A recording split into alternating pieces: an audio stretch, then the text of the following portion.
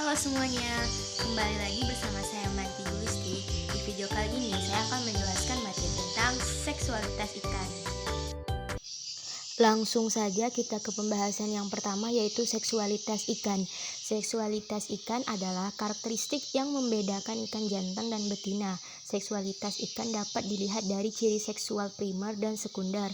Ciri seksual primer yaitu organ penghasil sperma pada ikan jantan, organ penghasil telur pada ikan betina, organ yang menunjukkan jenis kelamin dan dapat dilihat secara kasat mata.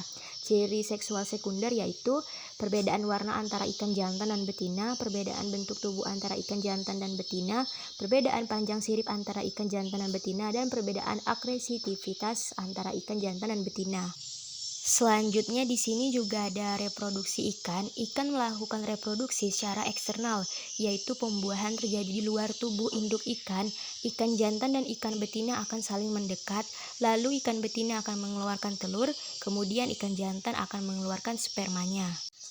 Dan ini adalah gambar yang menunjukkan berbagai strategi yang digunakan ikan untuk memastikan kelangsungan hidup keturunannya. Hermafroditisme pada ikan adalah kondisi ketika ikan memiliki jaringan ovarium dan testis dalam tubuhnya. Hermafroditisme pada ikan dapat berupa berurutan, protandri, dan protogeni. Hermafroditisme berurutan pada ikan adalah perubahan jenis kelamin ikan dari jantan menjadi betina atau sebaliknya pada tahap tertentu dalam hidupnya. Hermafroditisme berurutan dapat terjadi pada berbagai jenis ikan, yaitu gastropoda dan tumbuhan. Jenis hermafroditisme berurutan protandri. Ikan berkembang sebagai jantan terlebih dahulu, kemudian mengubah jenis kelamin menjadi betina. Contohnya ikan badut. Protogeni yaitu ikan lahir dengan organ reproduksi betina, kemudian mengembangkan alat kelamin jantan di kemudian hari, contohnya ikan wurase, pembersih Indo-Pasifik. Ciri-ciri hermafroditisme berurutan. Pada banyak ikan hermafrodit berurutan, jaringan kedua jenis kelamin terdapat dalam gonad sebelum perubahan jenis kelamin. Pada beberapa ikan, jaringan reproduksi sepenuhnya digantikan oleh jenis kelamin sekunder. Hermafrodit berurutan biasanya hanya dapat mengubah jenis kelamin satu kali, tetapi ada juga ikan yang dapat berganti kelamin sebanyak yang mereka butuhkan. Hermafroditisme berurutan pada ikan dapat menjadi dasar untuk penelitian lebih lanjut dalam kelompok-kelompok tertentu, untuk tujuan yang berbeda, termasuk isu-isu ekologi dan evolusi. Selanjutnya di sini ada gonokhorisme. Gonokhorisme adalah kondisi seksual berganda pada ikan. Kondisi ini dapat dibedakan menjadi gonokhorisme tak berdiferensiasi dan gonokhorisme berdiferensiasi. Gonokhorisme tak berdiferensi pada tahap juvenil, gonad ikan tidak memiliki jaringan yang jelas apakah jantan atau betina. Gonad tersebut berkembang seperti ovarium. Setengah dari individu-individu ikan gonadnya menjadi ovarium atau ikan betina, setengah individu lain gonadnya menjadi testis atau ikan jantan.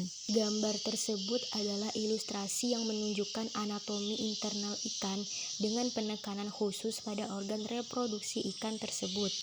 Yang ketiga ada sifat seksual primer dan sekunder. Sifat seksual primer pada ikan adalah organ reproduksi yang terlihat secara kasat mata, sedangkan sifat seksual sekunder adalah ciri-ciri yang tidak terlihat secara kasat mata. Sifat-sifat seksual primer yaitu organ reproduksi ikan betina berupa ovarium dan pembuluhnya, organ reproduksi ikan jantan berupa testis dan salurannya. Testis merupakan tempat menghasilkan dan pematangan sel-sel sperma, dan ovarium berfungsi menghasilkan sel telur atau ovum. Gambar ini menjelaskan tentang perbandingan perkembangan sistem reproduksi pada embrio mamalia jantan dan betina. Bagian atas gambar menunjukkan perkembangan sistem reproduksi pada embrio jantan, dan bagian bawah gambar menunjukkan perkembangan sistem reproduksi pada embrio betina.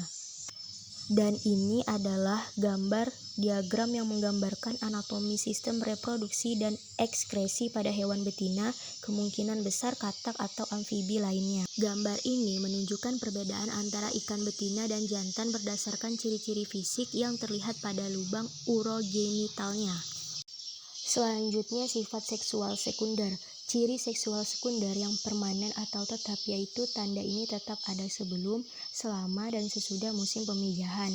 Ciri seksual sekunder dapat berupa dimorfisme dan dikromatisme seksual. Dimorfisme seksual diukur melalui bentuk sirip ekor, tubuh, dan bentuk perut. Dikromatisme seksual diukur melalui warna sirip. Gambar ini menunjukkan perbedaan antara ikan gurame, betina, dan jantan. Dan ini adalah gambar ikan hias yang dikenal dengan nama red devil cihlit atau Amphilophus labiatus. Selanjutnya ini adalah ikan trimark cihlit atau Amphilophus trimaculatus. Dan yang terakhir ini ikannya seperti ikan cihlit, secara khusus ciri-cirinya mirip dengan Amphilophus citrinellus yang juga dikenal sebagai ikan midas cihlit. Ciri seksual sekunder pada ikan jantan, misalnya bulatan hitam pada ekor ikan Amia calva jantan, gonopodium pada Gambusia affinis, klasper pada golongan ikan Elasmobranchia, dan warna yang lebih menyala pada ikan Lebistes beta dan ikan-ikan karang. Dan ini adalah contoh-contoh gambar ikan Amia calva yang bisa kalian lihat sendiri. Dan yang terakhir ini ada diagram anatomi dari ikan pari jantan. Sekian pembahasan dari saya, terima kasih.